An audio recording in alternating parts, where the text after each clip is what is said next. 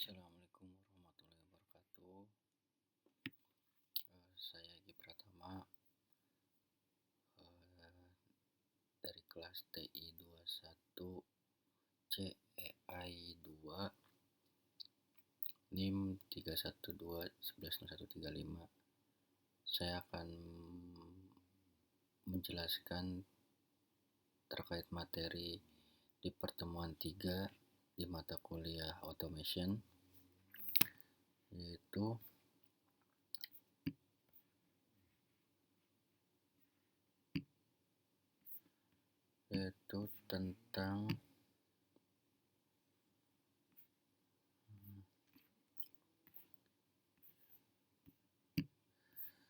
tentang komponen aktif pada elektronika.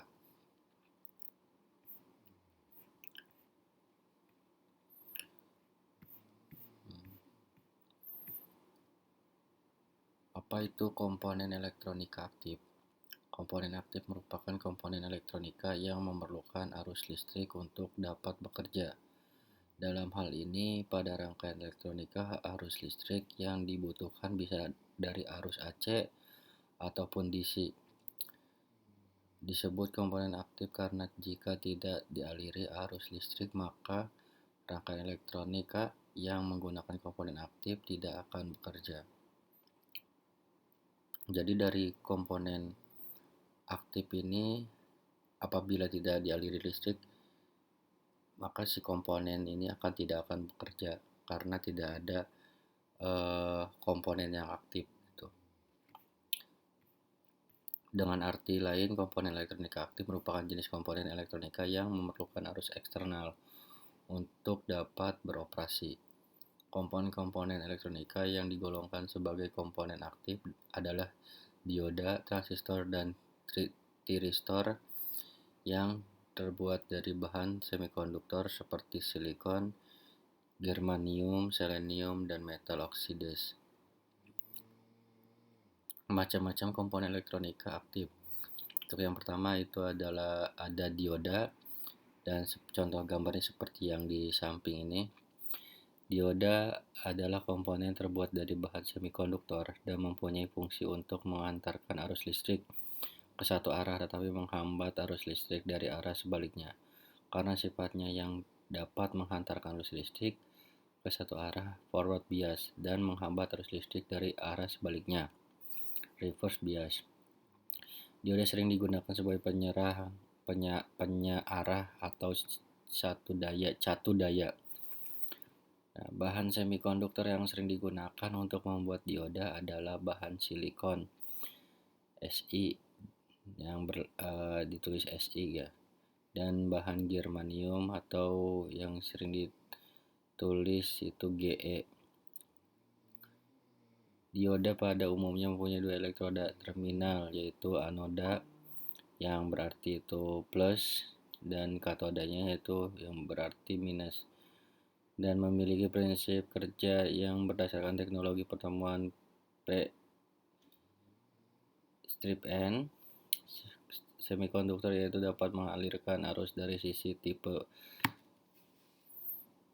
min P anoda menuju ke sisi tipe N katoda, tetapi tidak dapat mengalirkan arus ke arah sebaliknya. Nah, berikutnya itu adalah ada gambar sisi positif disebut anoda dan sisi negatif itu N. Dan yang N ini adalah sisi negatif dan P-nya ini adalah sisi positif. Untuk dapat memperjelas prinsip kerja dioda dalam mengantarkan dan menghambat aliran arus listrik, di bawah ini adalah rangkaian dasar contoh pemasangan dan penggunaan dioda dalam sebuah rangkaian elektronika. Nah, cara pemasangan dioda ya seperti ini ya. Dioda ini yang sebelah kiri ini yang mengartikan dioda yang mengantarkan arus listrik lampu hidup, yang lampunya menyala gitu. Dan untuk yang sebelah kanan yaitu dioda yang menghambat arus listrik, lampu tidak menyala. Yang yaitu ini contoh gambar rangkaiannya. Lalu berikut di bawah ini adalah jenis-jenis dioda dan penjelasan pada jenis-jenis dioda tersebut. Dioda penyearah rectifier berfungsi untuk menyearah tegangan. Misal kamu ingin merubah suatu tegangan bolak-balik AC jadi tegangan searah DC. Dioda ini yang paling lebih dulu dikenalkan atau dipelajari dibuat jenis dioda. Fungsi dioda penyearah ini diantaranya yaitu sebagai penyearah arus atau sinyal AC, sebagai alat pemotong lepel, sebagai penurunan tegangan, sebagai pengaman polaritas yang sangat terbalik dalam input DC. Dioda dioda atau disebut genre dioda adalah dioda khusus untuk dapat beroperasi di rangkaian reverse bias atau bias balik. Pada saat dipasang pada rangkaian forward bias maju, dioda genre akan memiliki karakteristik dan fungsi sebagaimana dioda normal pada umumnya. Pada dasarnya, dioda genre akan menyalurkan arus listrik yang mengalir ke arah yang berlawanan jika tegangan yang diberikan melampaui batas breakdown voltage atau tegangan tembus dioda genre-nya. Karakteristik ini berbeda dengan dioda biasa yang hanya dapat menyalurkan arus listrik ke satu arah. Tegangannya tembus breakdown voltage ini disebut juga dengan tegangan Zener. Nah, itu contoh di gambarnya itu. Dioda Zener itu seperti yang gambar yang di sebelah kanan ya. Nah, ini bentuk aslinya dan ini simbolnya dari dioda Zener. Berikutnya itu ada transistor. Transistor ada sebuah komponen semikonduktor yang berfungsi sebagai penguat, penyambung, pemutus stabilitas tegangan hingga modulasi sinyal. Transistor ada pada sebuah perangkat elektronik dengan memiliki fungsi tertentu. Bagaimana ini terbuat dari bahan semikonduktor seperti gallium, arsenide, silikon, atau germanium yang merupakan elektroda aktif. Secara umum, transistor dipakai untuk menjalankan fungsi sebagai penguat atau amplifier dan saklar.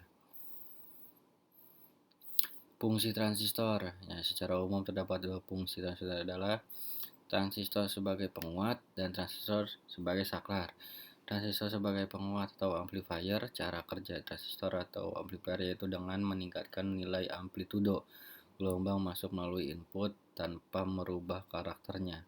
Anda akan menemui fungsi transistor ini pada rangkaian driver, pengarah suara, instrumen video, dan alat sejenisnya. Setidaknya terdapat 3 jenis konfigurasi apabila ingin memfungsikan transistor sebagai penguat. Berikut ini konfigurasi yang sering digunakan.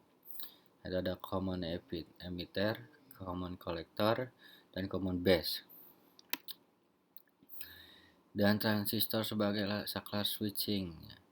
Seperti saklar pada umumnya, fungsi transistor sebagai sakmi. Nah, bisa menganalogi cara kerja saklar menjadi seperti keran air. Saat keran dibuka, maka air akan mengalir.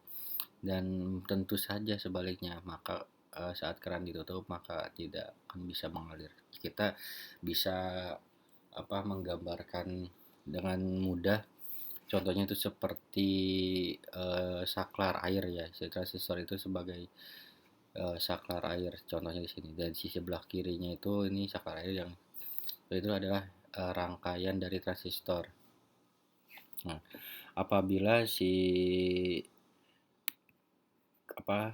handle keran ini diputar, ini akan memutuskan aliran air dan menyambungkan ya istilahnya. Sama juga ketika analogikan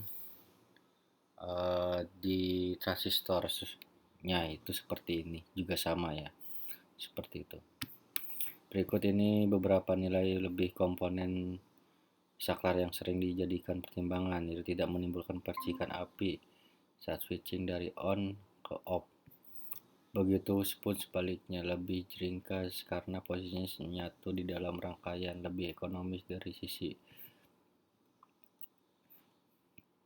mekanis. Selain dari dua fungsi di atas, Transistor juga memiliki fungsi lainnya, yaitu sebagai pengatur stabilitas komponen, pengantar arus, penahan arus, dan pembangkit arus frekuensi rendah atau tinggi. Tiristor adalah sebuah, nah untuk yang berikutnya itu tiristor ya. Tiristor adalah sebuah istilah berasal dari bahasa Yunani, artinya tiristor yakni pintu. Penanaman alat ini rasanya sangat tepat. Penamaan alat ini rasanya sangat tepat mengingat fungsi tiristor ini memang mirip seperti pintu, yakni fungsi dasar tiristor adalah melakukan pengendalian terhadap setiap arus masuk serta arus keluar yang ada pada rangkaian. Jadi jika arus listrik masuk ke dalam rangkaian, maka secara otomatis alat ini akan membuka dan menutup dengan nutup. Dengan begitu, maka proses perpindahan elektron dapat dilakukan dengan lebih terkontrol. Mengingat fungsinya yang hampir sama, maka tiristor juga sering dijuluki dengan istilah saklar switch. Nah, terus ada fungsi tiristor. Tiristor sendiri merupakan komponen elektronika yang berfungsi seperti sebuah saklar, yakni berfungsi untuk memutus serta menyambungkan arus listrik pada sebuah rangkaian.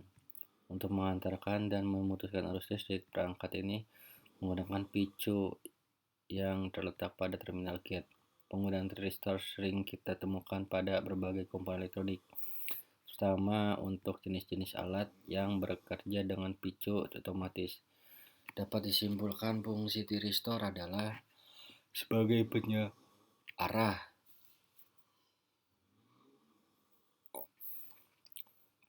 untuk mengubah daya, digunakan untuk manipulasi robot, mengontrol frekuensi, dan juga kecepatan, digunakan untuk mengontrol suhu ataupun temperatur, digunakan untuk kontrol cahaya, dan banyak lainnya. Bagaimana cara kerja tiristor? Karena umum dijuluki sebagai saklar, tentu cara kerja tiristor memang tidak jauh berbeda dengan saklar pada umumnya. Dalam sebuah perangkat nantinya arus listrik harus masuk ke terminal gate terlebih dahulu agar tiristor dapat aktif. Jadi untuk dapat beroperasi terlebih dahulu arus listrik harus dialirkan menuju ke terminal gate. Setelah mendapatkan sinyal dari gerbang gate, maka selanjutnya tiristor akan berada dalam keadaan on. Setelah menjadi on, ketika terminal gate akan mulai kehilangan kontrol, maka seluruh induksi tegangan sudah terkendali secara internal. Jadi meskipun arus listrik pada gerbang gate diputuskan, tiristor akan tetap dalam keadaan on atau aktif. Lalu ketika arus listrik ingin kembali ditempatkan pada posisi off, maka tegangan harus dialirkan pada titik nol terlebih dahulu. Jadi cukup sekian penjelasan dari saya mengenai materi pertemuan 3. Assalamualaikum warahmatullahi wabarakatuh.